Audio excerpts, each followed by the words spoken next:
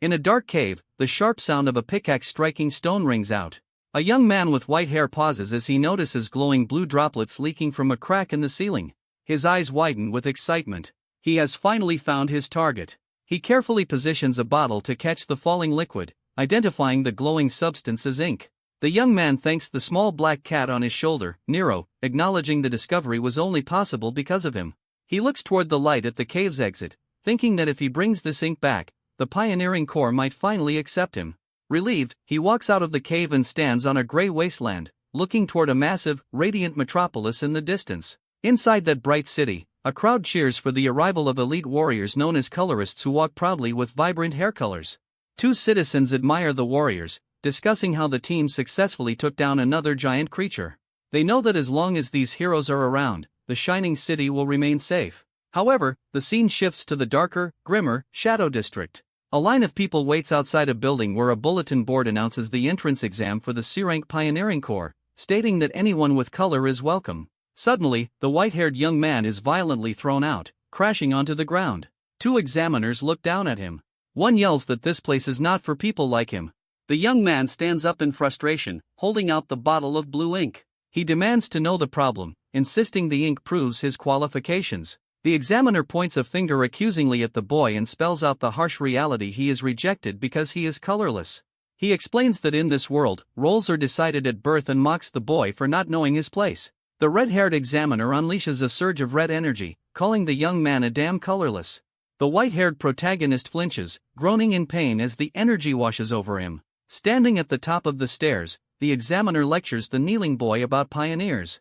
With an arrogant expression, he declares that only chosen people like himself are capable of becoming one. The examiner explains that the black lands outside the city are a place where the weak cannot survive, a terrifying landscape swallowed by darkness and filled with dangerous beasts known as creatures. He glorifies the pioneers who risk their lives to explore, gather resources, and fight these monsters for humanity, earning the title of heroes. Returning to the present, the examiner stares coldly at the protagonist, stating that for a colorless person, achieving such things is impossible. He insults the boy, telling him to know his place and stick to menial work. He issues a final threat, warning the boy he will die if he comes back, and slams the door shut. Left alone, the protagonist looks down as a soft sound comes from his chest. Nero, the black cat, pokes his head out of the boy's jacket. The protagonist pets the cat gently, saying they can just try somewhere else because he is used to this kind of rejection. Despite the humiliation, he forces a determined smile and promises Nero he will become the greatest colorist ever. He quickly tucks the cat back inside his clothes, worried someone might see him. The protagonist walks through the industrial streets, wondering where to go next. As he walks dejectedly, he hopes to find a place that will accept them, unaware he is being watched from above by a man with green hair. Later, the protagonist stands in a busy plaza, checking his notebook. He violently crosses out another location in a book filled with crossed-out names, realizing he has been rejected everywhere. He sighs, exhausted and defeated. Resigned, he approaches a building with a sign that reads, Mari Workshop, muttering that it can't be helped. He opens the door and calls out to the owner. Inside, a girl with white hair and goggles pushes up her glasses and welcomes him back with a cheerful smile. Mari notices the protagonist's gloomy expression and guesses he failed another exam. As Nero hops onto the table, she greets the cat warmly. She tries to cheer the protagonist up, insisting the examiners are blind to his talent. However, he remains discouraged, asking what good his strength is if no one will accept a colorless person. Mari argues that his skills are proven by the fact he successfully brings back resources from the dangerous black lands. The protagonist stays humble, claiming his survival is only possible because Nero helps him. Changing the subject, he places the bottle of blue ink on the table and asks if she can buy it. Mari is delighted and agrees to pay him well. She pours the blue liquid into a pipe system, complaining that ink prices have skyrocketed due to shortages. The protagonist notes this scarcity is why people are calling for more pioneers. A view of the machinery shows their livelihood depends on these colorful fluids. The protagonist sighs, frustrated that no corps will hire him. Mari asks if he has thought about her previous suggestion. When he hesitates, saying the place she mentioned seems /U 2026 a bit /U 2026, Mari abruptly slams a piece of paper on the table, shouting that he has to try everything. The flyer reveals a recruitment notice for the S-Rank Dawn Pioneering Corps, stating the entrance test is open to all, and is based strictly on skill. The protagonist stares at the paper in shock. He admits he always hesitated to apply to the prestigious S-rank corps, assuming he would fail. He wonders if a place like that would really recognize his skills. Mari encourages him to take the chance, reiterating that if it is truly skill-based, he might finally get the acknowledgement he deserves. She smiles, reminding him he has wanted to be a colorist for a long time. A flashback shows a young, lonely protagonist in the rain clutching Nero, revealing he has held this dream since childhood. Mari assures him she will always support him. Bolstered by her confidence, the protagonist smiles and decides he can't hesitate anymore. He firmly grabs the recruitment flyer. With renewed determination, he waves goodbye to Mari and leaves the workshop. Walking through the quiet alleys of the Shadow District, the protagonist clutches the flyer, thinking he needs to prepare thoroughly for the exam. Suddenly, he halts as Nero reacts to a presence behind them. A voice casually asks what is wrong, and a hand holding a wooden wand tipped with a glowing green orb appears from the shadows. The green-haired man who had been spying on him aims his wand directly at the protagonist, a magical crosshair locking onto his back. Without hesitation, he fires a blade of green energy. The protagonist turns in shock, but he is too slow. The energy blast strikes him violently, causing him to scream in agony. As he collapses, the green-haired man and his assistants stand over him. The attacker mocks him, noting that although he dodged a direct kill shot, he will be dead soon anyway. Bleeding and unable to move, the protagonist lies on the pavement while the attacker coldly remarks that no one cares if a colorless person dies. The protagonist weakly calls out to his cat. Seeing Nero's terrified face peeking from his clothes, the boy uses his last ounce of strength to urge the cat to run away. The scene shifts to an industrial area marked with a warning for an ink waste disposal site. The protagonist groans as he regains consciousness, only to see the green-haired man smiling down at him. The man holds him by the collar, dangling him over a massive vat of black sludge. He taunts the protagonist, saying it is unlucky for him to be thrown in while still alive. The attacker explains that the pit contains ink waste, a deadly mixture that dissolves anything it touches, ensuring no body will remain. Terrified, the protagonist struggles and demands to know who this man is and why he was attacked. The green-haired man reveals that he and his partner were shocked earlier when spying on him. A flashback shows that while watching, they hadn't been interested in the boy, but in the creature hiding in his jacket. The man explains that a creature with the intelligence to follow a human is an incredible discovery. He calls Nero a true rarity as he tightens his grip on the protagonist's throat. Behind him, his assistant holds up a small cage. Inside, Nero sits trapped and crying while the protagonist looks on in horror, realizing his companion has been captured. Desperate, the protagonist grabs the green-haired man's collar, screaming at him to let go of the cat. The attacker is unimpressed, mocking the boy's anger as pathetic. His eyes glowing with greed, he explains the creature is too valuable for a colorless owner and will be sold for a huge sum on the black market. He easily overpowers the boy, choking him and lifting him into the air, sneering that the pet is too good for him. As he hangs helplessly, the protagonist scolds himself for being careless in the Shadow District. He reflects on his lonely past, thinking that while he has always endured discrimination, he absolutely refuses to lose Nero, his only family, over something like this. With a burst of fury, he warns the man not to mess with him and tightens his grip on the attacker's arm. The green-haired man pauses, noticing something strange. His expression shifts from arrogance to shock as energy crackles around his face. A swirling green aura flows from the attacker into the protagonist's hands and the man cries out in panic, feeling something being forcibly sucked out of his body. Terrified by this unknown sensation, the man violently shakes the boy off, throwing him backward into the vat of toxic ink waste. The attacker dismisses the encounter as a waste of time, while Nero cries desperately from his cage. The villains declare they are now rich and head to the black market, ignoring the cat's tears. Deep beneath the black liquid, the protagonist watches the light fade, hearing Nero's cries grow distant. He tries to swim, but his body is paralyzed. As memories flash before his eyes, he wonders if his story will end in this dark pit. However, a vision of his younger self clutching the cat appears. He realizes he cannot give up yet because he still has a promise to keep. Deep within a void, a mysterious voice asks the unconscious protagonist why he is doing nothing. Confused, the protagonist asks the voice to identify itself. Large text flashes before him, commanding him to accept it. A torrent of thoughts rains down, urging him to save Nero and accept his true color. The protagonist's face becomes obscured by shadow as the voice demands he take back his power. A hand reaches out from a swirling vortex of black liquid. The protagonist stands motionless as a tendril of darkness dissipates above him. He looks down at his hands, now wreathed in black energy, confused that he was inside the ink. His memories are fragmented, but he pushes those thoughts aside to focus on what matters. Now a silhouette of shadow with glowing white eyes, he questions what he has become. A soft, whimpering sound cuts through the silence, catching the entity's attention. He looks up to see two blurry figures standing high above, holding a small cage. Inside, Nero cries out.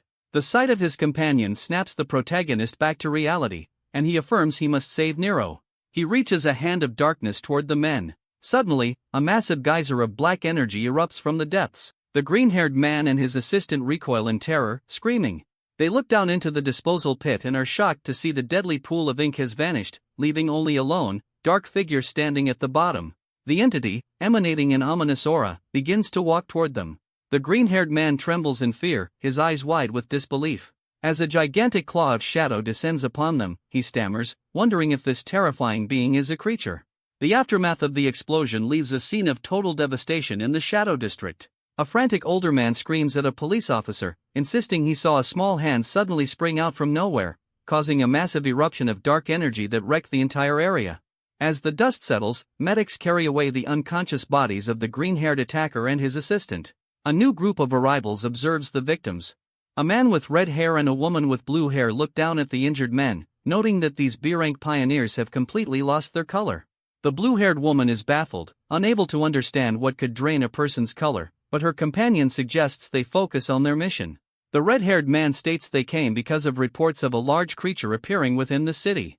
The police officer on site is stunned to realize he is speaking to a high-ranking colorist. He nervously asks why such elite individuals are in the Shadow District, and the blue-haired woman politely explains they are there to investigate. The red-haired man asks to be shown the impact site, and the intimidated officer leads the way. The two investigators stand before the massive crater. The red-haired man inspects the debris and notices dark stains, while his partner confirms there are traces of a creature. She points out it is highly irregular for one to appear suddenly inside the city, especially in the outskirts, explaining that usually only small animals are found within the city walls. Looking into the deep pit, the red-haired man wonders if they are dealing with a new monster variant. He looks bored but serious, realizing that tracking this unique entity will be troublesome since it doesn't fit the usual patterns. The scene shifts to a desolate landscape where rubble is piled high. In the darkness, a cat cries out. Kay, lying in the shadows, groans in pain. He feels a rough tongue and wakes up to find Nero licking his hair. Overcome with relief, Kay immediately pulls Nero into a tight hug, overjoyed that the cat is safe. However, the physical pain hits him, and he winces. Kay sits up, confused, and tries to piece together what happened. He remembers the bastards who attacked him and threw him into the vat, recalling falling into the toxic black liquid and sinking. His eyes widen in shock as he processes his survival. He holds up his hands in disbelief, wondering if the impossible has happened. He touches his head and feels something different. His hair, once white, is now jet black. Kay grips his new black hair, staring forward with utter confusion, unable to understand how he is still alive or why his appearance has drastically changed. Standing in the pitch-black darkness, Kay looks around, wondering why he cannot see anything. He calls out desperately to his companion, asking Nero to help. In response, the black cat leaps into the air and spins rapidly, emitting a blinding white glow that illuminates the area. The sudden light reveals a terrifying scene. They are in a deep cavern surrounded by swarms of dark, monstrous creatures. Kay stares in shock, stammering as he tries to process where they are. He realizes with horror that they are in the Black Lands, a desolate wasteland far outside the city. He recalls this area, the Black Forest, is so deadly that only B-rank pioneers are permitted to enter. Realizing the monsters are swarming toward them, Kay panics. He yells for Nero to follow and immediately flees. The glowing cat flies alongside him, lighting the path as Kay runs for his life. He barely dodges a massive, shadow-like serpent, exclaiming that the situation is incredibly dangerous. Despite the danger, Kay thanks Nero for the light as they race through the dark forest. They scramble up rocky cliffs to escape the beasts chasing them, and Kay follows Nero's light as they jump down a deep vertical drop to put distance between themselves and the horde. As he runs, Kay's expression shifts from fear to confusion as he notices something strange about his physical condition. He looks at his chest where dark energy radiates and realizes his body feels amazing. He notes with surprise that even after running for so long, he is not tired at all. He leaps across a wide chasm with incredible ease, realizing he is moving faster and with more agility than ever. He lands firmly, stunned by the realization that his body is overflowing with a new, mysterious energy. Nero senses danger first, his ears perking up as he notices a threat approaching. A ferocious, wolf-like shadow creature lunges at K, catching him off guard. K realizes too late that his defensive stance is weak and he cannot block the attack. Certain he is about to die, he squeezes his eyes shut and braces for the bite. The monster's teeth clamp down hard on K's arm, but instead of tearing skin, a loud cracking sound echoes. The beast's teeth shatter completely upon impact, leaving the creature confused. K opens his eyes, stunned to find himself alive. The shadow wolf, now toothless and terrified, whimpers and retreats into the bushes. K inspects his arm and realizes he is completely fine, without a scratch. He looks at his hands in disbelief, thinking a hit like that should have been fatal. His eyes widen as he finally understands that this durability is the power of color he has been searching for. Suddenly, heavy tremors shake the ground, drawing both K's and Nero's attention. A massive silhouette begins to rise from the darkness, towering over them. A giant, one-eyed monster climbs over the ridge, glowing with menacing energy. K stares up in horror, identifying the beast as a cyclops. As the monster raises a massive arm to crush him, K wonders why a predator that usually lives deep in the Black Forest is this far out. The cyclops slams its fist into the ground with explosive force, causing Nero to yelp as debris flies everywhere. K survives the impact, sitting amidst the rubble. He admits the blow was heavy, but a confident grin spreads across his face as he realizes he actually has a chance to win. Memories of his past, being a lonely child, facing rejection, and being beaten down, flash through his mind. He acknowledges that he has finally obtained the power he always longed for and decides things will be different now. Energy crackles around his arm as he clenches his fist, resolving that he does not need to run away anymore. K stands his ground, clenching his fist as he resolves he is done running. Memories of his past struggles flood his mind. He focuses on that strange, powerful sensation rising from within, and suddenly, his body is engulfed in shadow. He transforms into a being of pure dark energy with glowing white eyes. The Cyclops roars furiously and reaches out with its giant hand to crush the small figure. However, K launches himself off the ground with explosive force. Flying through the air, he prepares to strike. He delivers a devastating punch that completely shatters the giant monster into pieces. The force of the blow creates a massive shockwave that blasts through the landscape, clearing a path through the trees. K soars through the air, surrounded by the debris of his enemy. He remains in his transformed state for a moment, but then his eyes widen as he notices something changing. The dark energy suddenly dissipates, and he finds himself floating high above a lush landscape under a bright sun. He looks down in awe at the vibrant forest and the waterfall below, amazed by the vivid colors of nature around him. Just as quickly as it came, the power vanishes, and his hair turns back to white. He looks down in confusion. Panic sets in as he realizes gravity is taking over, and he is helpless in the air. Screaming in terror, he falls rapidly toward the trees and crashes into the forest below. K drags himself out of the debris from his fall, while Nero hovers above, looking concerned. K collapses to his knees, gasping for air as the dark energy that enveloped him begins to evaporate like smoke. He realizes with horror that his color is rapidly fading away. Panic sets in as K understands the drawback of his new ability. He realizes that the more he uses this intense power, the faster it drains from his body, and at this rate, he will be left defenseless. Suddenly, the world around him goes pitch black, and a mysterious voice echoes in his mind, asking him what he is waiting for. The voice commands him to act, pointing out that the prey is lying right in front of him and urging him to eat it quickly. K looks down at the scattered remains of the Cyclops he just defeated. The voice manipulates him, asking if he wants to live, and instructing him to simply reach out his hand. Exhausted and sweating, K struggles to stay conscious. He looks desperate as the voice continues to demand he use his hand.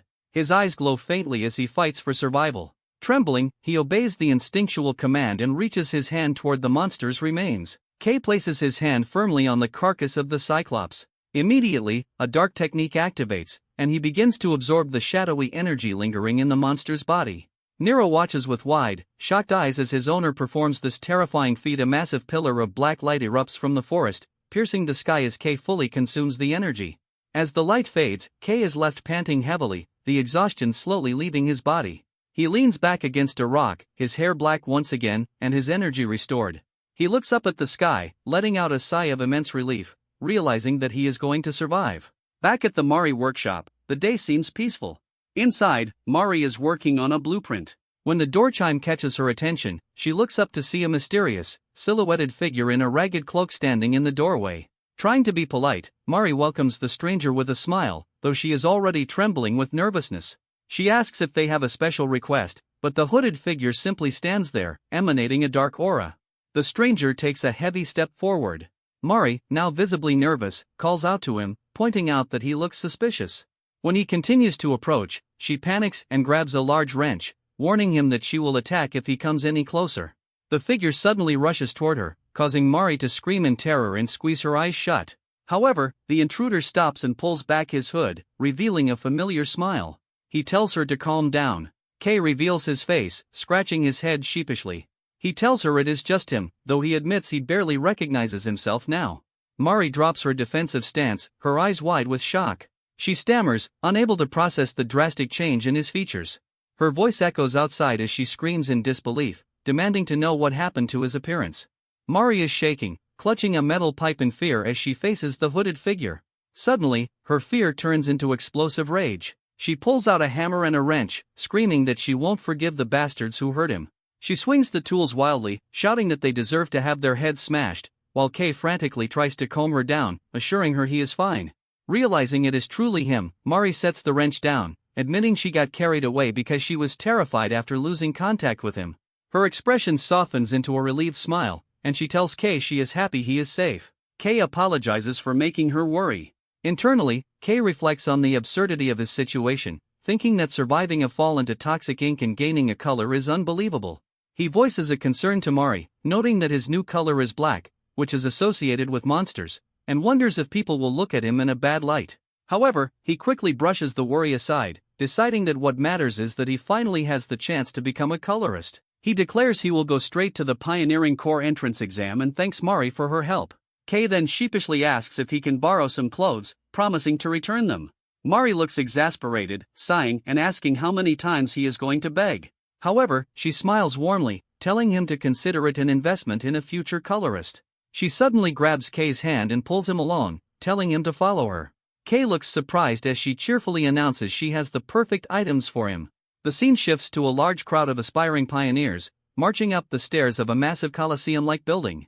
Inside, hundreds of participants gather on the floor, which is marked with large white square platforms, preparing for the exam. Among the crowd, a group of 3 men chats nervously. A man with blue hair and the number 183 on his chest tries to calm his anxious friend.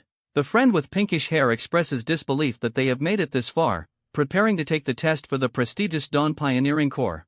This S-rank group is known for its achievements in exploring the dangerous Black Lands, comprised of skilled colorists who are viewed as the hope of the Shining City. However, the candidates are worried because many strong rivals have gathered. The group notices a woman with long turquoise hair, rumored to be the daughter of a famous color family, standing next to a man in a beanie. They also spot other rising stars, such as a boy with pink hair and goggles and a man in a gas mask. Despite these competitors, the group agrees that one person is getting the most attention. They look toward a young man with messy green hair and fierce eyes. This is Gale, the Gale Sword, and people believe he is guaranteed to pass. Rumors say he is powerful enough to handle dangerous creatures on his own. However, he is also infamous for his cruel and violent nature, which reportedly got him kicked out of his previous corps. The blue-haired man, number 183, laughs arrogantly, claiming he isn't scared of guys like Gale. Suddenly, a dark shadow falls over him. Gale appears directly behind the boasting man, daring him to say that again.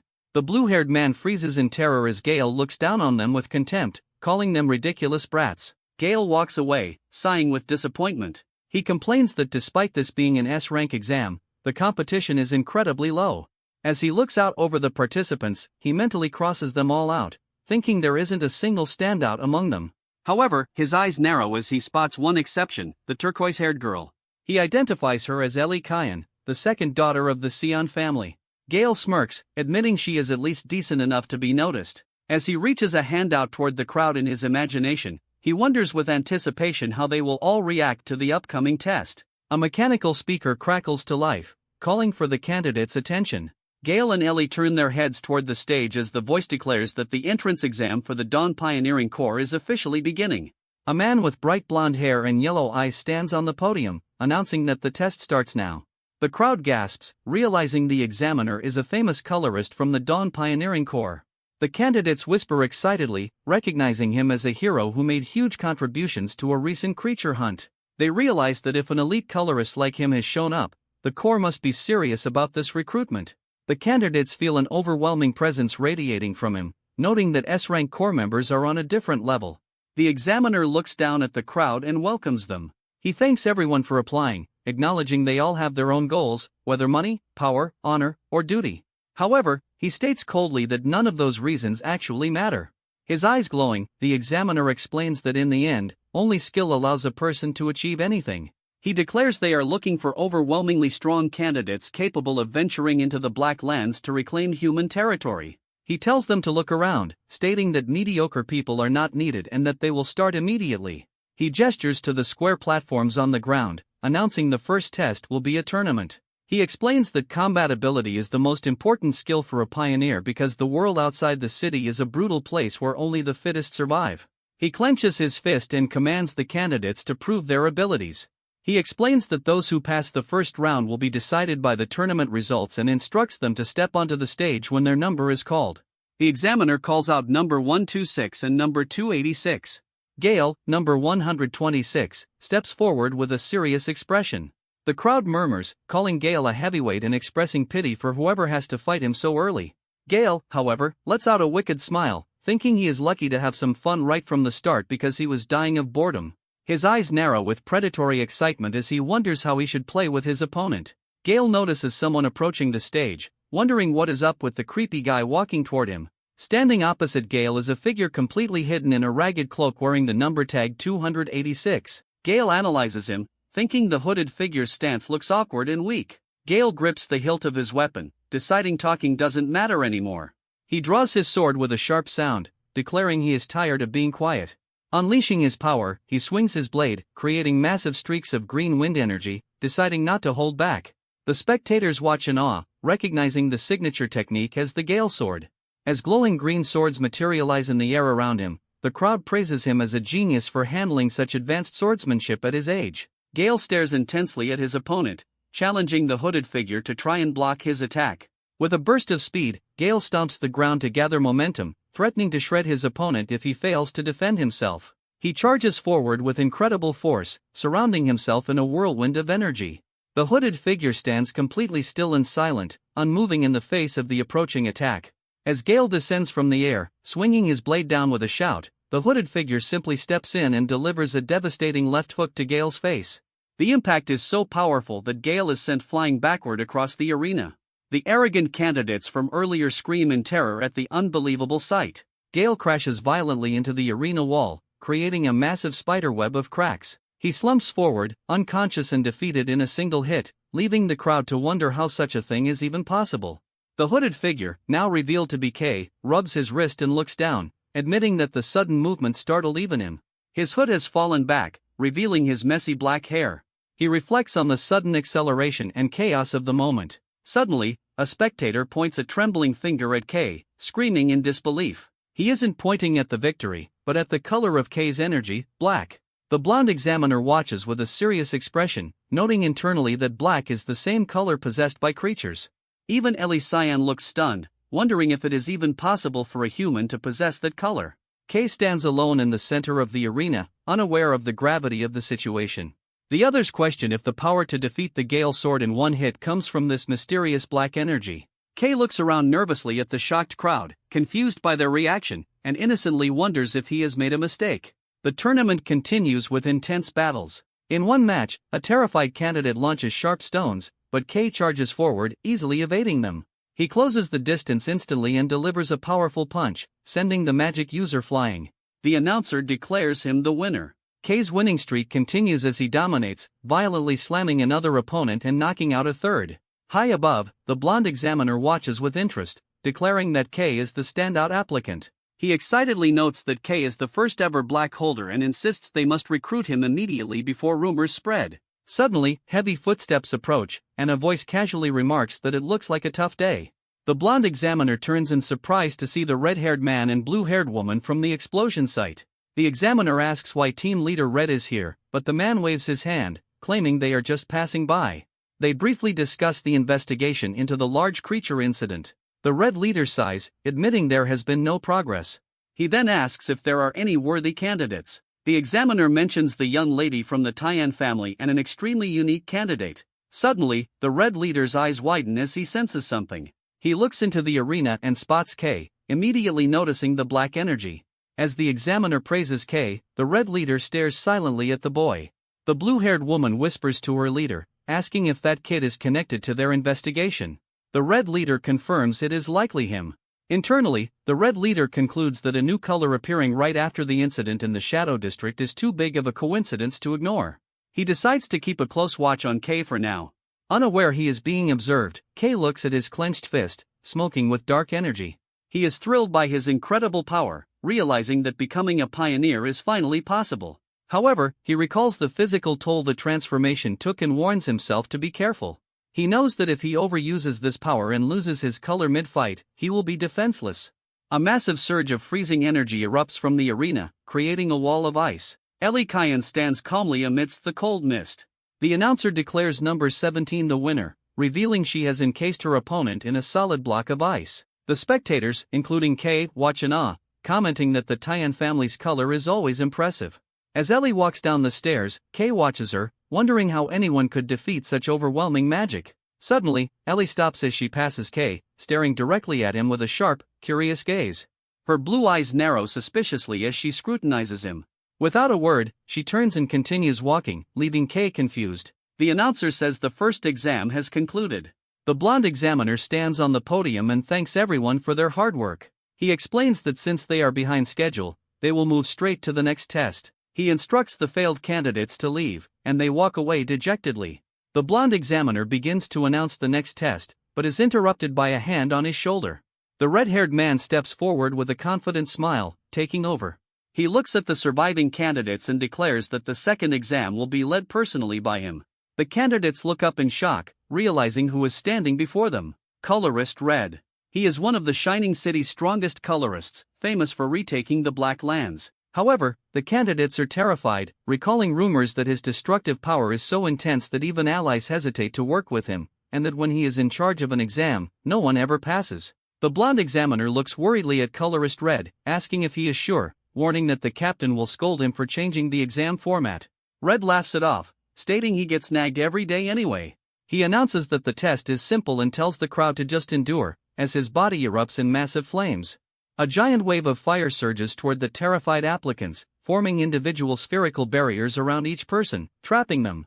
The candidates panic as they are enveloped in intense heat. Red explains that he has recreated the environment of a certain region, noting it will get pretty hot. He illustrates that the Black Lands are full of extreme environments where humans can barely survive. He belittles the current test, claiming this heat is nothing more than a warm stove. With a serious expression, Red reiterates that if they endure, they pass. However, his eyes narrow coldly, as he adds that anyone unable to withstand this heat never had the qualification to become a pioneer. Inside the fire spheres, the candidates are suffering. One man realizes he cannot scratch the barrier, while others scream in agony. They wonder in terror what kind of hellish place the Black Lands must be if this is considered mild. Watching from the side, the blonde examiner notes that despite rumors, Red's skills haven't dulled. He marvels at Red's incredible control, observing how he instantly covered so many people. He acknowledges that this power is what one expects from someone at the peak. Suddenly, a loud cracking sound cuts through the air. Red and his assistant look over as one of the fire barriers turns blue and fractures. A massive surge of ice energy explodes outward, shattering the fire sphere.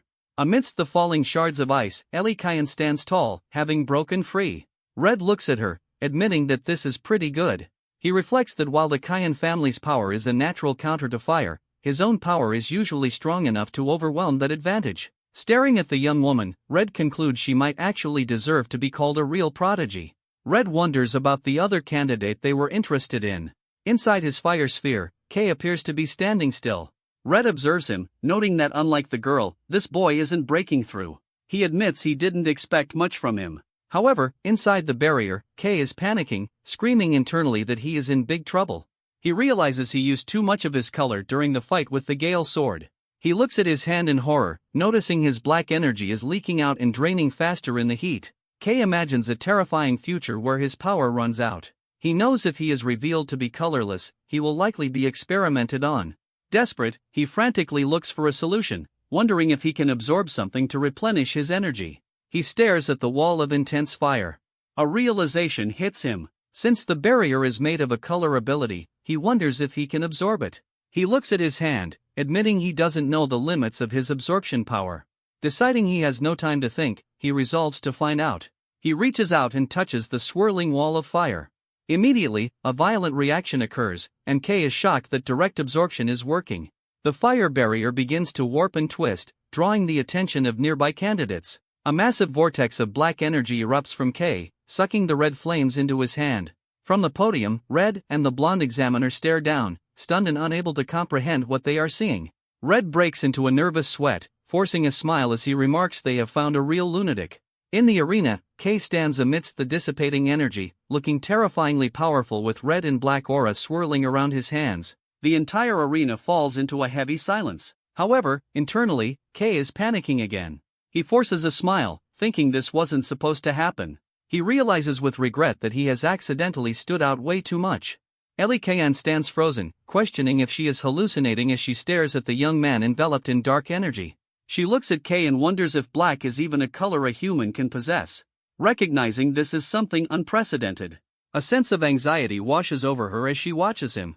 Memories of the pressure to be the best flash through her mind. She is forced to admit that K is undeniably strong. She realizes that even with her full power, she could not guarantee a win. As K walks away, Ellie thinks that there is something about him that cannot be explained by strength alone, asking herself what he actually is. She quickly shakes her head, trying to dismiss the disturbing thoughts. Colorist Red approaches K and casually wraps an arm around his shoulder, telling him next time won't be like this.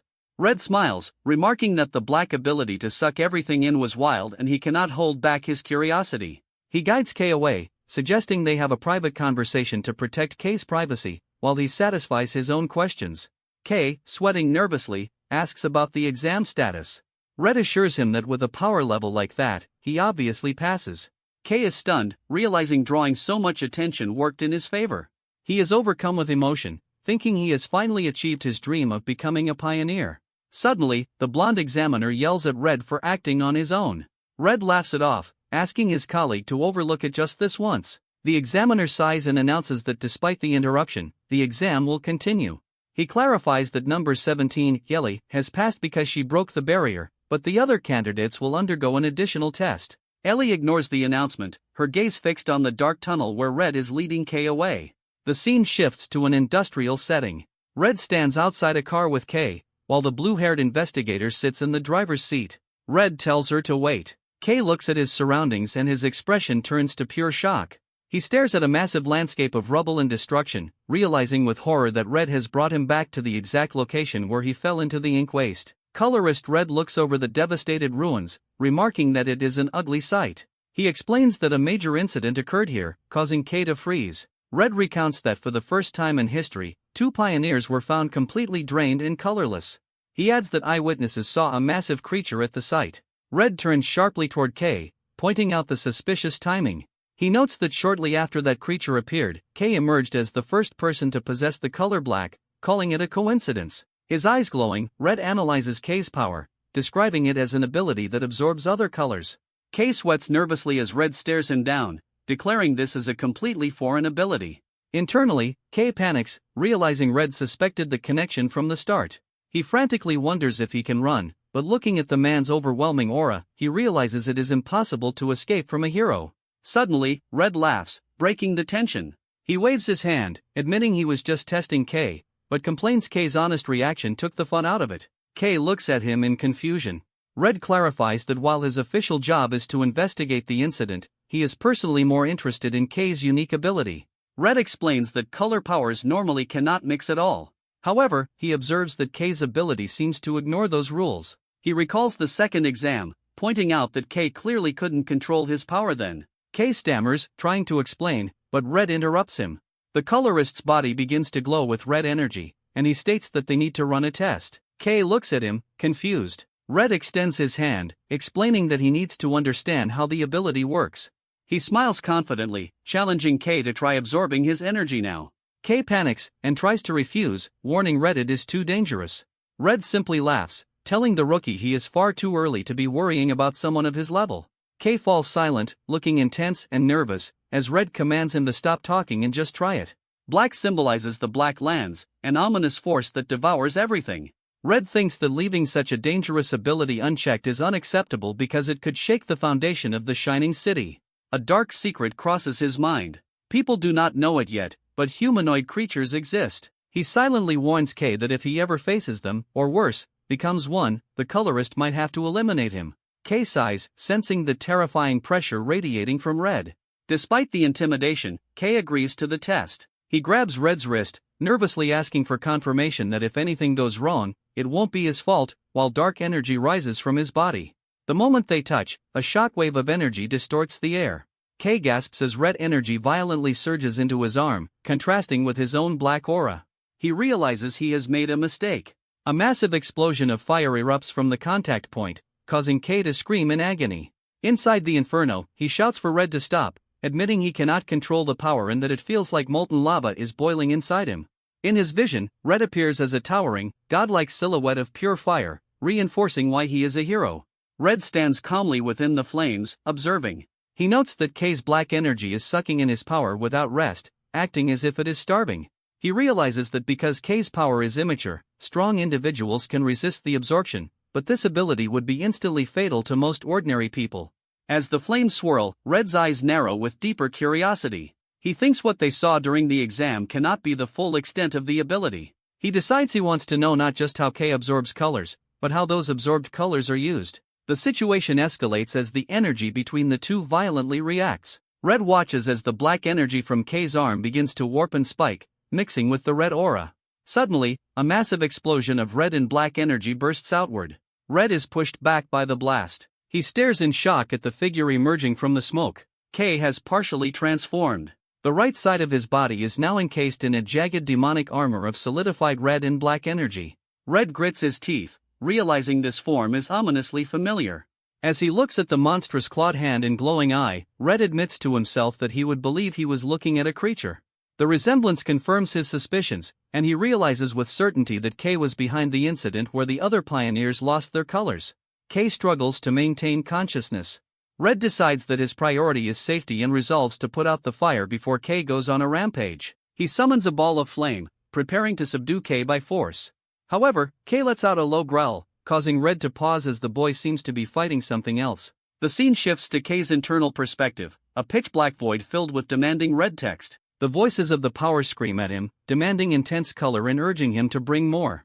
K gasps in the real world, distressed by these intrusive voices. The voices continue to tempt him, telling him it is wasteful to hold back and urging him to take it. K mentally screams at the voices to shut up and stay still. With fierce determination, K's visible eye glows red. He rejects the temptation, ordering the power to shut up and stay crushed, as he exerts his will over the chaotic energy.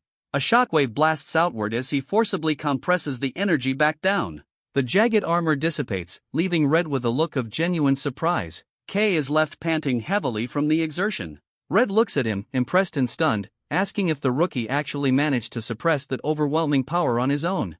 K is left panting, his heart racing. He thinks it is insane that he survived and frantically wonders why he went berserk. He glances up nervously, terrified he lost control in front of a colorist. Knowing he needs to understand his ability, he hesitantly approaches the older man. Red, however, looks delighted. He admits he was caught off guard because the power K absorbed was stronger than he expected, but he grins and declares the experiment a success because it was fun. He tells K that if he wants to achieve anything, he has to be willing to take risks. Red decides that is enough for the test, but then pauses, saying there is one more thing. He reminds K that he is the investigator assigned to the destruction incident at this very spot and his duty is to find the culprit. With a calm but threatening smile, he points out that the person in front of him looks like a perfect suspect. K freezes, his face pale with panic. Red explains the gravity of the situation. He recalls how witnesses saw a massive shadow creature, warning K that more people are interested in this case than he thinks. He argues that once rumors about K's black ability spread, it will be easy for authorities to pin the blame on him. He gestures to the ruined industrial district, noting the damages will cost hundreds of millions. He adds that if the city leadership decides K is too dangerous, he could be banished or turned into a lab rat. K grits his teeth in frustration, realizing he is trapped. He knows there is no way to prove his innocence. Suddenly, Red offers a lifeline. He suggests that if K agrees to come under his command, he might be able to do something. Without a second of hesitation, K bows at a 90-degree angle, loudly shouting that he puts himself in Red's care. Red tells him to listen to the full condition first. He clarifies he won't fix everything for free. In exchange, K will have to grant him a few favors. He asks if K thinks he can handle that. K forces a desperate, trembling smile. Internally, he screams that anything is better than owing millions or becoming a science experiment. He loudly agrees, promising to do absolutely anything Red needs. In the desolate wasteland, a small creature trembles in fear just moments before a massive wheel slams down, narrowly missing it as a heavy vehicle roars past. A large armored transport truck drives through the foggy, rugged terrain of the Blacklands. Inside, K looks out the window, thinking this is his first time traveling this far out and wondering if this is his first real step as a pioneer. Suddenly, his thoughts are interrupted by Gale, a green-haired man who glares at him, calling him black-haired one. Gale rudely tells K he is being distracting and orders him to shut up, though K hasn't said a word. K looks at him with a confused expression. K sits awkwardly in the transport bay. He thinks starting as a pioneer immediately was what he wanted, but the atmosphere is tense. He glances at the furious Gale and the silent Ellie Cyan, questioning if being on the same team is the right move. A flashback reveals a conversation from the day before. Red asks a surprised K if he is ready to join the exploration, explaining he needs him to go to a specific spot in the uncharted area. Seeing K's nervous expression, Red laughs and tells him not to worry. Red shows K a map, assuring him he won't be alone. He explains that new recruits who pass the exam will also be deployed to the area and that the official roadmap will be announced soon. K just needs to be at the location on time. Back in the present, K looks at his teammates, noting they were already on the truck. It is revealed that because Red's interference compromised the previous exam, the participants were given another chance. Many skilled individuals, including Gale, passed strict additional tests. Meanwhile, Ellie Cyan, the top-ranked rookie, joined Red's team at her own specific request. Gale stares at K with intense resentment, unable to believe he was humiliated by a fool. He thinks back to their fight, convinced he only lost because he let his guard down for a moment, and vows it won't happen again. He threatens K, warning him to be ready once the exploration ends. He mutters that if Ravian hadn't been behind him, K would already be dead. Ellie Cyan interrupts, coldly telling Gale to stop talking, mocking him that he would probably fall in one hit again. Gale turns to her in fury, asking what she just said. Ellie dismisses him, stating that Gale is no match for K. K looks at Ellie with surprise and hope, thinking maybe she is someone he can relate to. However, Ellie turns her cold gaze to K, confusing him by mentioning a past agreement they supposedly made. She glares at him, stating that the loser needs to stay quiet and follow orders, leaving K bewildered. K stands awkwardly between the two hostile pioneers, feeling the pressure. He sighs, realizing the team dynamic will be difficult to manage. The scene shifts as the transport vehicle moves across the dark waters of the wasteland towards a distant facility. The vehicle arrives at a bustling loading dock with workers moving supplies. The group disembarks. K, Ellie, Gale, and the other recruits walk out into the forward base for the Dawn Pioneering Corps. K is in awe of the high level of activity, noting the S-Rank Corps' exceptional supplies, something he didn't realize when he ventured into the Blacklands alone. Suddenly, a finger pokes K's cheek, startling him. He turns to see a smiling Mari, who cheerfully explains that since this is his first mission, she had to come along to support him. Mari opens her jacket, revealing Nero is tagged along. K holds the black cat, thanking Mari for taking care of him. She smiles warmly, saying Nero is family. She explains she got a great opportunity to join the exploration team as support staff, stating her skills are useful here. A loudspeaker announces, "It is assembly time." The crowd of pioneers stands in the gray wasteland as the announcement continues that they will soon enter the Blacklands. K hands Nero over to Mari, telling her to take care of him. Mari warns him not to do anything dangerous, and he smiles, telling her he will see her later. Mari hugs Nero, but the cat suddenly leaps out of her arms, startling her. She shouts Nero's name as the cat runs toward K and sinks into the shadow on the ground. Mari's eyes widen in shock at this unnatural movement. She stammers, trying to call out to K, confused. The group arrives at a dark, fortified cave entrance. At the front, a woman with bright orange hair and a white coat shouts for everyone to prepare, announcing a new recruit is about to enter the Blacklands. She yells that safety is the top priority. She warns that reconnaissance has reported unidentified dangerous creatures in Area 21, a very dangerous zone where an A-rank creature's body was found. Suddenly, a male pioneer runs up to the orange-haired woman, calling her Orancha. He nervously reports that the red team leader has brought the new recruits, but they have left their formation without permission.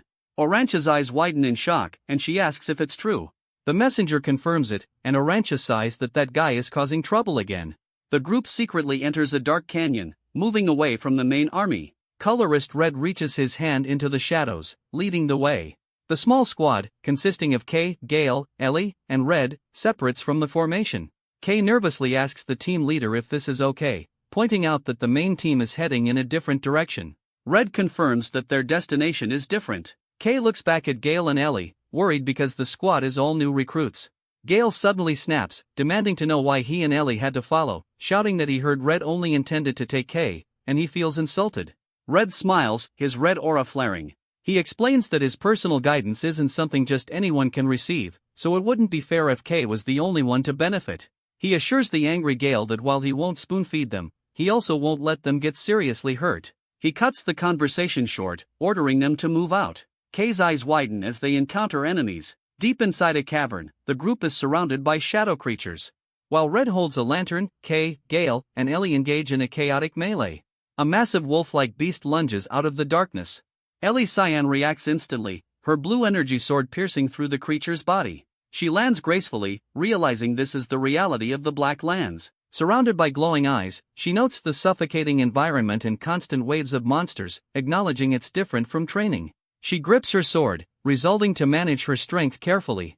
Ellie glances over her shoulder, thinking she needs to move more efficiently. She looks at Kay and tells herself she doesn't want to fall behind him. Meanwhile, Kay grips a shadow creature by the neck and brutally crushes it with his bare hand. Ellie Cyan looks at Kay with total shock. She asks him why he is not using a dropper. Kay hesitates, recalling the entry exam, and admits that he doesn't have one. He explains they are too expensive and that he feels fine fighting without one, leaving Ellie staring in disbelief. Gale is flabbergasted, shouting it makes no sense for a pioneer to have never used one.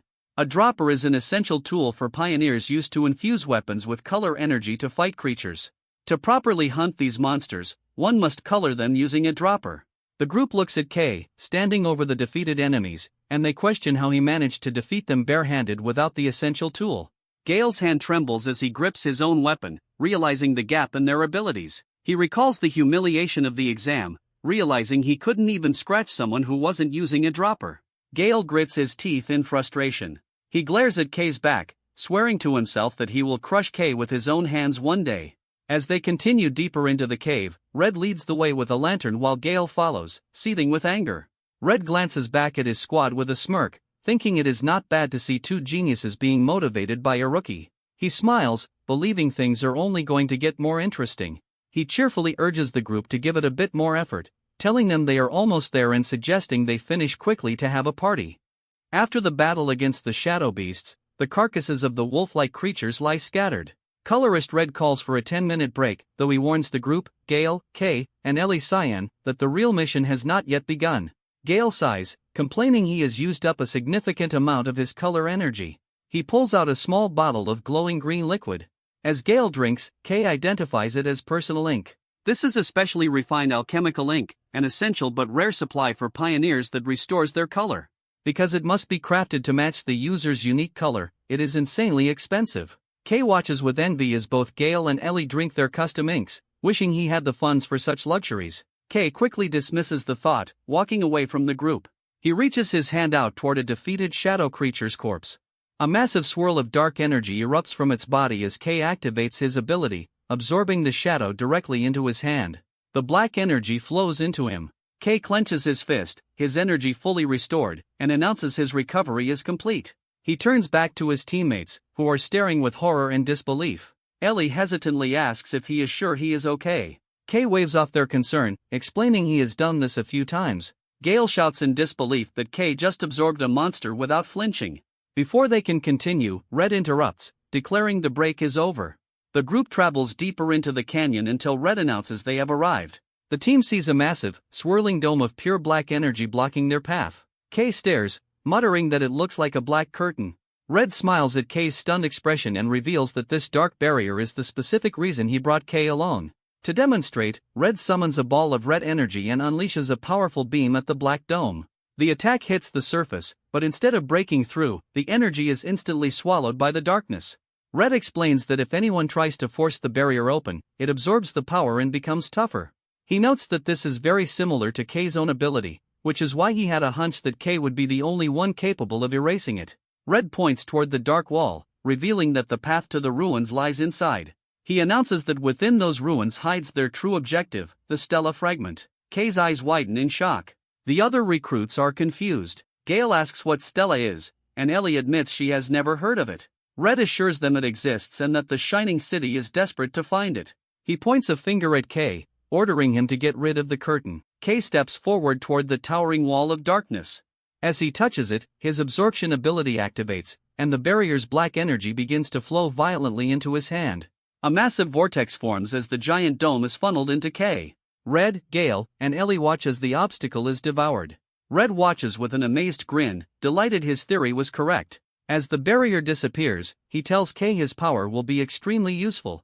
However, K looks unhappy, sweating and trembling as he struggles to contain the massive amount of energy he just absorbed. Suddenly, the ground shakes violently. Gale and Ellie panic as the tremors grow stronger, realizing the loud noise is sure to attract hordes of deadly creatures.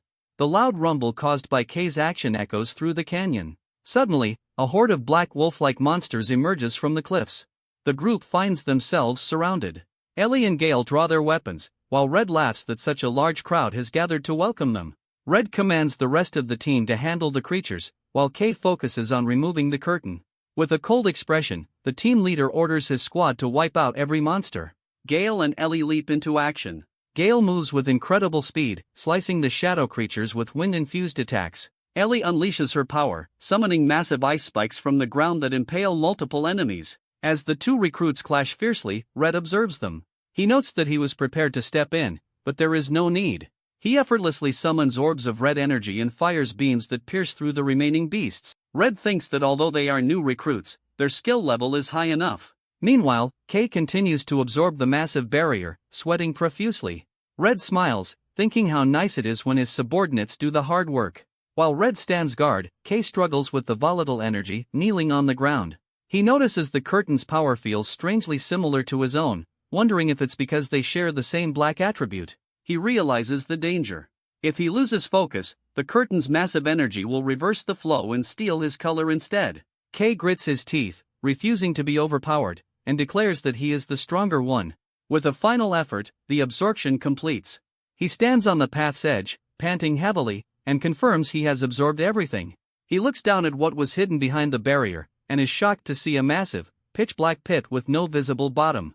He wonders if this terrifying abyss is the entrance to the ruins. Having finished his task, he turns and calls out to the team leader, reporting the curtain has been successfully removed. With the barrier removed, Red praises K for a job well done. He calls out to the rest of the team, announcing the curtain is down and ordering them to finish cleaning up. Suddenly, Red's expression shifts to pure shock as he senses an immediate danger. Moving with blinding speed, he rushes forward and forcibly grabs both Ellie and Gale, pulling them back. An instant later, a massive, invisible energy slice tears through the air, carving deep gouges into the ground where they had been standing. The attack is devastating, shredding the remaining shadow monsters. Debris rains down as Red, Ellie, and Gale land safely on a higher slope. Gale stares in horror, realizing he would have been killed instantly without Red's intervention. Red looks grim, sighing that the lack of resistance earlier was because something else was scaring the monsters away. He recalls a report that a dangerous entity was lurking nearby. Through the dust, a silhouette appears, walking toward them, dragging a massive sword. Red remarks that they are out of time to fool around. The attacker steps into the light. It is a man with spiky hair, white on one side and black on the other. Half of his face is consumed by a dark, mask-like growth, and he carries a collection of different weapons on his back. The stranger glares at the pioneers with a terrifying aura. Red stands between his team and the new threat, ordering K and the others to listen carefully. Red hurriedly shoves a lantern into K's hands, giving him a frantic order. He tells K and the others they must enter the ruins immediately and find the Stella fragment. K looks at the team leader with wide, anxious eyes. He asks if Red expects them to go down there by themselves. Red assures him that with their abilities, they are more than capable. However, Red doesn't wait for them to agree. With a sudden burst of force, he shoves K, Ellie, and Gale toward the dark abyss, shouting at them to stop whining and just go. K screams out the team leader's name in panic, as the three recruits plummet into the deep pit. Left alone, Red stands with his back to the drop, his red aura glowing. The voice of one of the recruits echoes from the deep, asking what they are supposed to do on their own, while the menacing silhouette of the armed stranger looms behind Red. The two powerful figures lock eyes in a tense standoff, and Red knows a difficult battle is about to begin. The scene shifts to the pitch-black bottom of the abyss. Kay lies motionless after the long fall. He groans in pain, clutching his head as he struggles to stand in the suffocating darkness. Remembering the lantern Red gave him, he activates it, wondering if he is inside the ruins. The light flares to life, illuminating the area. Kay's expression instantly shifts to one of absolute terror. He stands frozen in shock, asking himself what this place is. Instead of ancient stone ruins, the lantern illuminates the skeletal remains of massive, modern skyscrapers and concrete debris, looking exactly like a destroyed modern city buried underground. Kay stands on a ledge, using his lantern to light the darkness. He is speechless at the sight of the massive, ruined city structures buried underground. He marvels that such a place could exist, but complains he can't see clearly. Suddenly, a voice tells him to stop complaining and head toward the light. Kay is relieved to see his teammates, Gale and Ellie, admitting he was terrified of being separated. Gale blames Kay for making them wander, but Ellie sharply retorts that Gale was just as lost. Looking out at the vast, destroyed city, Gale wonders what this place is. He becomes anxious, pointing out the absurdity of trying to find a stellar fragment in these endless ruins when they don't even know what it looks like. Kay agrees, admitting that searching blindly would take forever. In his mind, Kay wishes his companion Nero were there. As if in response, a glowing shape appears, and he is shocked to see the small black cat, Nero, at his feet. Kay panics, wondering how the cat followed them. Ellie notices the animal and asks if it is a creature. Kay breaks into a cold sweat, thinking he is in trouble now that his secret pet has been discovered. However, he quickly calms down, realizing this might be a good opportunity to prove the cat's worth. He calls out to Gale and Ellie. Holding Nero, Kay smiles confidently and announces he has a way to find the stellar fragment easily. The group gathers as Kay explains that the little creature he has been raising will lead them to the objective. Gale shouts angrily, refusing to believe it. However, while Gale argues, Ellie completely ignores him, captivated by the cat's cuteness. Kay decides to demonstrate Nero's abilities. The black cat cries out from Ellie's chest, then leaps out of her arms, startling her. Mid-air, the cat transforms into a swirling vortex of energy. A blinding light erupts, illuminating the dark ruins and leaving the group in shock. The ball of light streaks forward, creating an illuminated path, and the three pioneers follow it. As they walk, Gale expresses his disbelief, questioning how a creature can have such intelligence and a special ability. He demands to know where Kay found it. Kay ignores him and interprets the glowing cat's movements, telling the group that Nero says the stellar fragment is right there. Suddenly, the creature notices a trail and shoots away. The trail of light winds through the ruined city, and the group arrives at a massive concrete structure. A dark tunnel entrance lies ahead, and Kay wonders how much deeper they have to go. Gale mocks him, asking if he is scared. Kay shoots back a retort and declares they are going in. They walk through a massive, high-ceilinged corridor, with the glowing cat lighting the way. Kay remarks that the facility is much larger than he expected. Suddenly, he notices Nero hovering in front of a large metal door, and concludes it must have found something important. The silence is broken by the heavy sound of a massive mechanical foot. Kay freezes as a giant metal leg lands right in front of them. The recruits look up to see a towering, rusted automaton standing before them. Gale is confused, noting it looks different from the biological creatures they are used to fighting. Suddenly, the robot activates a scanning beam, sweeping a sheet of light over Ellie Cyan. The machine processes her data, displaying a hex code for her bright blue color. The scanner then moves to Gale, registering his green color code. The beam finally lands on Kay, who nervously realizes the machine is scanning their colors to identify them. The machine completes the scan, displaying the hex code for absolute pitch black. Upon detecting this, the robot's eye glows brighter. It announces it has detected the color of the Black Witch, and, identifying Kay as a threat, declares it will begin elimination. Confused by the title, Kay is hit by the robot's devastating punch before he can react. He is sent skidding backward, groaning in pain but managing to block the direct hit. He glares up at the machine with fury, shouting in frustration. Kay shouts defiantly at the machine, declaring they will not hold back. The giant robot raises its massive fist, threatening to smash them. Kay charges forward, his fist colliding violently with the machine's metal arm. He recoils in pain, wondering why its armor is so tough. Gale watches in confusion as the robot prepares another heavy punch. Ellie steps in, striking the machine with her rapier, but sparks fly as her blade hits the armor. She stares in shock, realizing she hasn't left a single scratch. Ellie panics, wondering if her powers are ineffective against a machine. Meanwhile, K analyzes the opponent, noticing the glowing core in its chest. He sees liquid swirling inside and identifies it as the weak point. K dashes forward, throwing a sharp left hook. Suddenly, the robot reacts with unexpected speed, swinging its arm like a club. K barely manages to evade the heavy blow. He retreats, frustrated that his normal attacks are having no effect. A realization hits him. He remembers the time his body was coated in black energy and decides to use that power. Knowing a full transformation consumes too much color, he compromises by concentrating all his energy solely into his right fist, coating it in a dense layer of black aura. With his preparation complete, K leaps into the air and swings his enhanced fist with everything he has. The blow lands perfectly, piercing straight through the robot's chest and shattering its core. The force of the punch completely destroys the machine's upper body. The robot's head flies off, and the light in its eye fades. K stands amidst the wreckage, letting out a sigh of relief as Gale and Ellie watch in silence. Amidst the debris, K notices a round object and picks up the robot's core, thinking Mari would be happy with it as a gift. Suddenly, Gale yells at K, demanding to know what that power was. He and Ellie corner K, bombarding him with questions. K nervously deflects their questions by claiming the technique drains his color severely.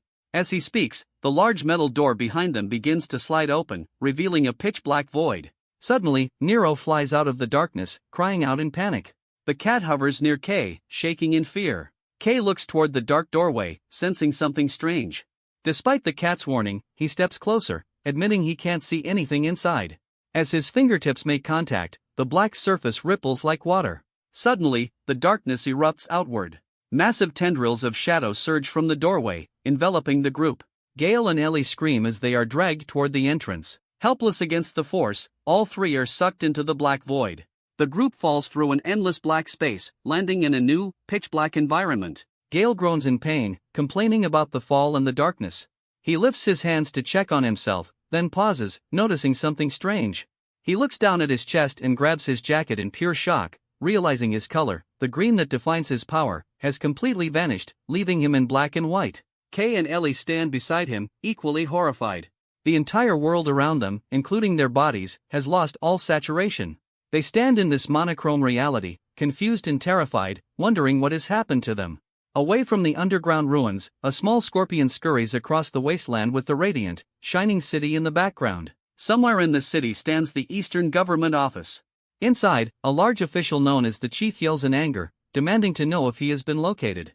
A nervous subordinate reports that the individual is on an exploration mission with colorist Red, adding that the boy specifically asked them not to meddle. The chief is furious, shouting about Black. He cannot believe Red would bring someone with such a dangerous color onto the field. He rants that even though Red is a hero, this has crossed a line. The chief explains that a recent creature appearance has the ruling council in an uproar, terrified that the catastrophic Black Wave has begun. He complains he will be the one to take the blame. As he speaks, a young woman with pink and yellow hair smiles teasingly, noting that the chief is very angry again. The woman, Camellia, the leader of the Dawn Pioneering Corps, advises the chief to calm down before he ends up in the hospital. She explains that she understands his concern, but that he should not get ahead of himself. She asks if he really believes Red would act without thinking. She argues that Red is a reliable safeguard, perfect for watching over the boy. Camellia suggests that taking a high-risk individual might yield unexpected positive results. She sips her tea, stating that what they need now is trust, not worry. However, Camellia grimaces at the bitter tea. The chief ignores her and dumps a massive amount of sugar into the pot, while she wonders how anyone can consume something so sweet. The chief snaps at her to focus. Camelia's expression turns serious. She acknowledges the chief is wary of Black, because it is associated with the legendary Black Witch. She narrates that Black symbolizes death and fear, referencing a historical catastrophe caused by the witch known as the First Black Wave. She explains that humanity nearly perished then, as the world was shrouded in dark mist and creatures appeared, creating the Black Lands. Camellia predicts another wave is inevitable, and that their exploration is ultimately about survival. She mentions the recent anomalies and the appearance of a Black Wielder. With a determined look, she tells the chief they must use every ounce of power available, even Black, and urges him to persuade the council. The chief looks resigned, admitting it's not as easy as it sounds. However, he looks at a dossier containing a photograph of Kay and promises to try his best. Staring at the image, the chief muses that perhaps the city's fate might revolve around this one boy. Meanwhile, the three pioneers stand in an endless, pitch-black void, their bodies glowing as white outlines. They are confused about where they are. Gale turns to Kay in a panic, pointing and screaming that their colors have disappeared, demanding to know why Kay still has his. Kay, bored, replies he has no idea, suggesting it might be because his color is black, matching the darkness. Suddenly, Gale hunches over, exhausted, and Ellie-chan clutches her head, feeling weak. Kay watches, confused, wondering why he is fine. He realizes it might be because he spent his life as a colorless person, so this is nothing new. Gale mentions a bizarre sensation inside his body. He squints and sees a faint, glowing light pulsating within him, like a core. Suddenly, creepy whispering sounds rain down on them. They look around in alarm. Terrified, Gale shouts into the darkness, demanding whoever is whispering show themselves. Kay listens, wondering if it's the same voice that usually speaks to him, but realizes it's something different. Just then, a dark, ghostly silhouette of a woman with long hair emerges from the shadows. Kay senses the presence and turns sharply. Gale and Ellie freeze in shock, stammering in fear, unable to identify if the ghostly form is a creature. They are terrified because it appeared instantly without warning. The mysterious shadow figure raises a hand and points a finger at Kay's chest. Kay freezes, his eyes widening as he realizes he is being singled out. His mind is violently pulled into a chaotic vision of a swirling vortex of energy consuming a city. The scene shifts to a terrifying blood-red nightmare of a world in ruins. Overrun by massive beasts, a giant eye opens in the sky above a horde of shadow creatures, while a terrifying, multi-eyed beast glares from the crowd. The vision cuts to the face of the mysterious woman with long hair, staring at him with one glowing eye. Kay finds himself standing before a massive, overwhelming blue energy, unsure if he is seeing a memory or reality. His confusion deepens, and he questions his own identity. Deep in his subconscious, a voice from a bright light states that he needs a name. A blurry, smiling figure from his past gives him the name Kay, encouraging him to find his own light and color. The vision ends abruptly, and Kay snaps back to the present with a loud gasp. He looks terrified, sweating as the shock of the memory hits him. He stumbles in the void, clutching his head and panting, cursing why such unpleasant scenes are forcing their way into his mind. Kay clutches his head, trying to process the chaotic vision. He frantically tries to hold on to the fading memory, telling himself there must be an answer. Suddenly, the name Rumiel surfaces from his mind. He is confused, wondering who that is. His thoughts are interrupted by Gale, who has lost his composure. The swordsman screams into the darkness, challenging invisible enemies and swinging his sword wildly, hallucinating a battle. Kay turns to see Gale swinging his weapon dangerously close to a cowering Ellie Cyan. Gale cries out, completely detached from reality. Ellie trembles, begging him to stop. Ignoring her pleas, Gale continues his rampage, shouting for everyone to die. His eyes are blackened and bleeding, showing the void has driven him mad.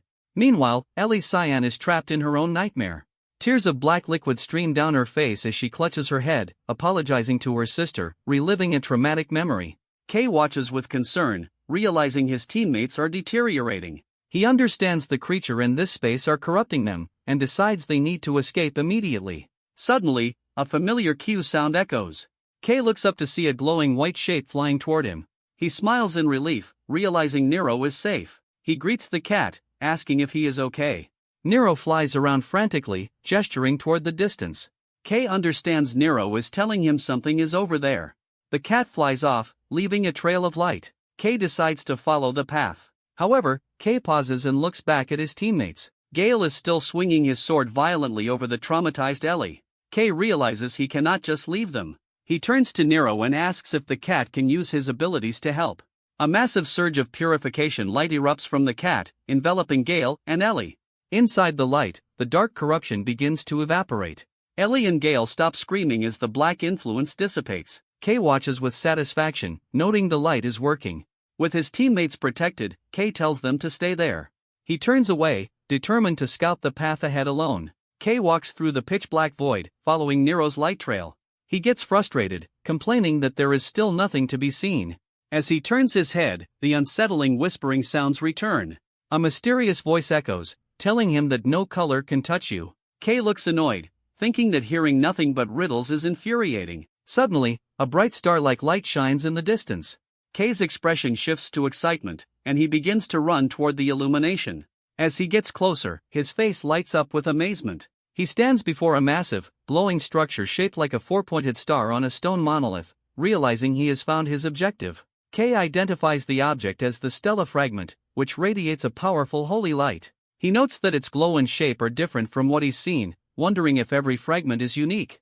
Deciding not to waste time, he climbs the rocky mound to recover the item and escape the unpleasant dimension. He reaches his hand toward the glowing core. The light swirls violently. Suddenly, a massive surge of energy flows from the fragment into his hand as his absorption ability triggers automatically. K is shocked, his body glowing with the absorbed energy. He panics, wondering why his ability activated by itself again. He hopes that since it was only for a moment, it won't be a problem. The dark influence that trapped the group begins to fade. K looks up, relieved, as the oppressive atmosphere dissipates. The pitch-black void vanishes, revealing they are in a massive, gray stone chamber. K stands alone in the center, looking at the glowing energy in his hands, confirming the black space is gone. He reflects on the nature of the Black Lands, noting this dangerous territory is always full of surprises. Gale and Ellie Kyan regain their senses and stare at K in disbelief. K asks if they are okay, but Gale points an accusing finger at him while Ellie asks in shock how he remained fine. K replies he doesn't know. He shifts their attention to the glowing object in his hand, announcing they have found their target. They identify the object swirling with rainbow light as the Stella fragment. The team gathers around to inspect it. Gale is skeptical that such a tiny object is what team leader Red was talking about. Ellie is amazed that something so small can carry so many colors. Beside them, Nero floats, staring intently at the glowing orb. K confirms there are no negative effects on his body. However, Nero drifts closer, his eyes locked onto the shiny energy. Suddenly, the cat opens its mouth wide, looming over the artifact. Before anyone can react, Nero swallows the Stella fragment whole. K's face twists into absolute horror and shock. Gale and Ellie are equally terrified, screaming at the cat in panic, demanding to know what he is doing. Gale shouts at the floating cat, scolding Nero and telling him the fragment is not food. Losing his temper, Gale grabs and violently shakes him, screaming at Nero to spit it out. K frantically tries to stop him, yelling at Gale to get his hands off the cat. Suddenly, loud cracks spread across the walls and ceiling. Gale complains that after all their effort, this is how it ends. The entire structure begins to crumble as the three pioneers stand in the center. Realizing the danger, Gale yells for everyone to run. K, clutching Nero, runs alongside Ellie, Shaun, and Gale as the room collapses behind them. They sprint desperately toward the exit, narrowly escaping into the hallway. The scene shifts to a different location. A group of pioneers stands before a massive dead monster. Arancha, the woman with orange hair, inspects a deep slash mark in the ground. She kneels to examine the traces, looking concerned. A blue-haired man asks if she has found something. Arancha confirms with a grim expression that the battle-crazed bastard has returned. She explains the traces belong to a humanoid creature, known as the Sword Demon, one of the witch's black hands. She says every time he shows up, he causes trouble, and wonders if the recent surge in monster activity is related to his appearance. The blue-haired man asks if they should continue, but Arancha decides to abort the mission. She states they have secured enough resources and refuses to risk the probationers under her care. Suddenly, Arancha senses a massive energy surge. A gigantic red fire explosion erupts from a nearby mountain. Arancha recognizes the specific fire color, realizing it belongs to team leader Red. She stares in shock, realizing that if Red is fighting with that much power, the Sword Demon must be there with him. Invisible energy slashes tear through the air toward the pioneers. Arancha reacts instantly, screaming at her subordinates to get out of the way as a massive cutting wave approaches. As her team scrambles, Arancha draws a massive, mechanical hammer glowing with orange heat. Her expression turns fierce, her eyes glowing with power as she prepares to intercept the attack. With a powerful shout, she leaps and swings her hammer. The impact creates a massive orange energy explosion that collides with the incoming black slash, neutralizing the threat. Landing safely, Arancha declares the expedition is officially over and orders everyone to return to the outpost. She instructs her blue-haired deputy to lead the retreat while she goes to rendezvous with team leader Red. Arancha then launches herself toward the distant mountain peak. The scene shifts to the mountain, where a cataclysmic battle is taking place. Red and black energies collide with explosive force. Colorless Red and the Sword Demon move at blinding speeds, their blades clashing repeatedly. The Sword Demon grabs a heavy spear-like weapon of darkness, his single glowing white eye glaring at Red. With a roar, the demon hurls a spiraling vortex of dark energy toward the pioneer. Red stands his ground, blocking the heavy impact. With a skillful twist, he deflects the dark spear. Undeterred, the Sword Demon charges again, swinging a blade of shadows. Red parries, focusing on defense against the relentless assault. Suddenly, the Sword Demon pauses as he notices a buildup of heat. A massive geyser of red fire erupts from the ground, engulfing the area. The sword demon leaps backward just in time, escaping the inferno. The sword demon stares through the flames, his glowing eye fixed on his opponent. Suddenly, a voice shouts from above, complimenting Red on his lure attack. Arancha descends rapidly, wielding her massive hammer, and yells a challenge to the demon, daring him to try and dodge. With a wild smile, she taunts the enemy. She swings her hammer down with immense force, creating a shockwave of orange energy. The demon is violently crushed into the ground, unable to evade the surprise attack. Arancha lands gracefully as the debris settles. Colorist Red looks at her with a calm smile and remarks that she is late. Arancha jokes that she almost died, but Red dismisses it. She notes that although she landed a clean hit, it wasn't enough to finish the fight. Sure enough, the sword demon's silhouette emerges from the dust. The creature glares at the two pioneers with intense hostility, unharmed. Red remains confident, telling Arancha that dealing with this enemy will be easier now that she is using her color. Arancha, however, warns him not to fight half-heartedly. She admits she is relieved she arrived before things got too serious, explaining that none of the other colorists want to see Red fight at his full strength, implying his true power is terrifying. Red complains about her nagging. Ignoring him, Arancha activates her power, and glowing orange energy rings form beneath her feet. She grips her hammer tightly, surrounded by an aura of light, and declares they will take down another of the witch's black hands. Across from them, the sword demon stands silently, his face bulging with fury. While colorist Red and Arancha prepare to engage the sword demon, a strained voice echoes from the cliff edge. Red's eyes widen in surprise, and even the sword demon looks confused, pausing to look toward the sound. The sword demon stands on the rocky ledge, watching as voices argue below. Finally, Gale, Kay, with Nero, and Ellie Cyan climb over the ledge. Gale collapses, panting, declaring he never wants to go back to the underground ruins. However, Kay suddenly freezes, noticing a terrifying presence. He looks up to see the sword demon glaring directly at him. Behind the monster, he sees Red and Arancha glowing with energy, realizing they have walked into a battle. Arancha and Red look panicked, cursing the horrible timing, and rush forward to intercept the monster. Red screams at the trio to dodge. The sword demon ignores the powerful colorists, and turns his attention to the weak prey.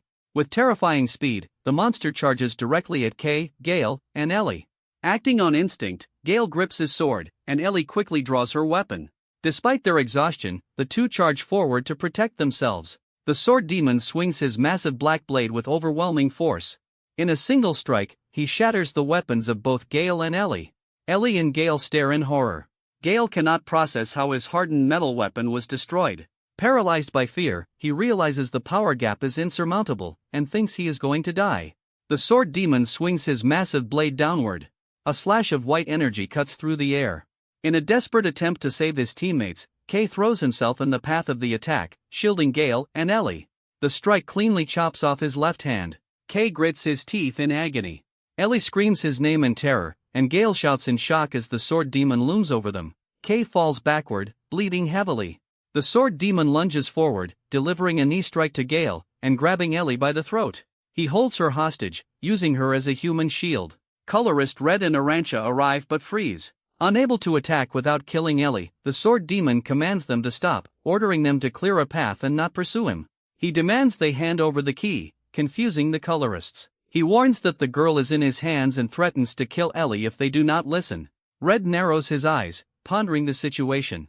Arancha shouts back in confusion, asking what key he is talking about. She shakes with fury, calling him a bastard, while Red clenches his jaw, realizing the situation is complicated. Meanwhile, Kay lies face down, his severed arm bleeding. Nero hovers above him, crying out.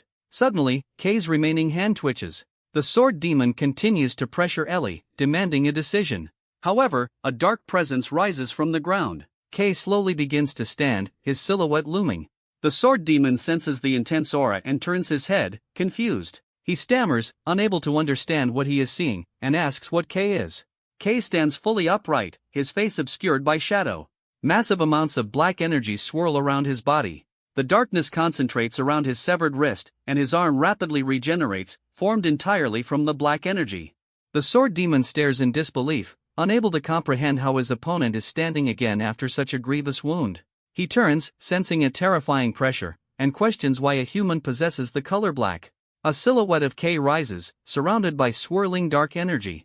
The darkness concentrates at his severed wrist, forming a new hand out of pure shadow, and K pulls the energy together, fully regenerating his limb. The sword demon is shaken by this impossible feat. Suddenly, a burst of dark force sends him flying backward. Arantxa and Colorless Red are stunned.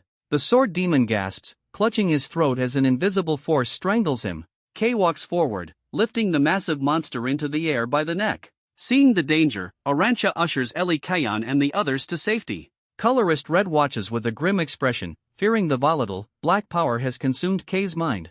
The sword demon struggles as K's shadowy form looms over him. Wondering if the boy has turned into a monster, like the Black Hand, the darkness tightens its grip, crushing his armor and body. In pain, the sword demon realizes K is stealing his very existence. He recognizes this terrifying sensation is not a hallucination. Staring into K's glowing eye, the demon connects this power to a figure from the past, realizing it feels just like her. In his final moments of realization, the demon understands K as the person they have been looking for, identifying him as the key. Terrifying jaws of darkness emerge from K's body, surrounding the sword demon and attempting to devour him. The creature notices the sharp teeth closing in and quickly draws his weapon. Unleashing a flurry of slashes, the sword demon cuts through the shadow beasts to create an opening. Realizing he cannot win in his current state, the demon decides he must close the distance and charges at the boy. He aims a vicious strike at K's limbs, intending to disable him, but a loud clash rings out as the attack is intercepted. The sword demon's eyes widen in shock as he realizes his blade has been stopped dead.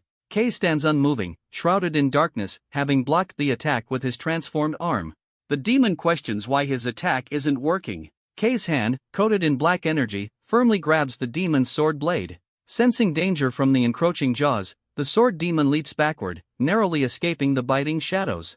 He lands safely, but more shadows instantly emerge around him. Sweating nervously, the sword demon admits he did not think K's power would be to this extent. Suddenly, his attention is drawn elsewhere as he realizes another presence is approaching. Arantxa charges into the fray with a furious expression, shouting that she has had enough. She swings her massive mechanical hammer with incredible force, and the sword demon is forced to block with his sword. Arantxa screams at him, asking if he wants to die as she drives the hammer down. The impact is devastating, shattering the blade. The sword demon groans in agony as he struggles against the giant hammer. Arantxa glares down, determined to crush him. However, the monster makes a calculated decision. Realizing he has found the key, he decides to retreat rather than fight a losing battle. With a sudden burst of speed, the sword demon flees, leaving Arantxa surprised by his cowardice. She immediately flies into a rage, screaming at him for running away after causing so much destruction. Seeing the direction he is heading, she panics and shouts to her partner, warning they must stop him before he enters the depths. The fleeing sword demon pauses, confused as a voice calls out. Colorless Red steps into his path, his eyes glowing red as he asks the monster where he thinks he is going. Red grips his sword, and the blade ignites with crimson light as he imbues it with his color. Unleashing his ultimate technique, Chroma Annihilation Fire, he swings his blade downward. The attack is so fast that it cleanly chops off the sword demon's left arm and slices a massive fissure into the ground behind him. The severed limb falls as the sword demon clutches his bleeding shoulder in shock. He stares at the wound, realizing with horror that this power is Chroma. As the monster curses, Colorless Red charges for another attack. He reminds the creature he promised a proper fight and declares with a furious expression that he will send the demon to hell, just like his buddies. The battle concludes as Colorless Red unleashes a barrage of red energy slashes. The one-armed sword demon desperately blocks the attacks with his remaining sword. Realizing he cannot win, the demon vows that next time will be different and swears he will capture the key. With blood streaming from his face, he retreats into the shadows, leaps away with powerful force, and vanishes. Red stands at the edge of the cliff, staring into the abyss where the monster disappeared. Arantxa runs up, eager to continue the chase, but Red stops her, warning it is too dangerous. Arantxa stomps in frustration, complaining they almost had him, but Red explains they cannot enter the depths unprepared. Red looks grim, admitting that even with their strength, this is their limit. He stares at the ominous darkness, frustrated that the Black Lands themselves act as a shield. The team regroups and Arantxa apologizes to the captain for being a burden.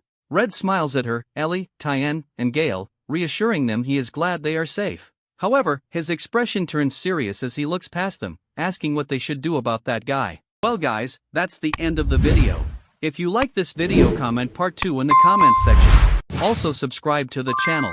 Hit the bell and like the video. Thank you for watching and see you next time again.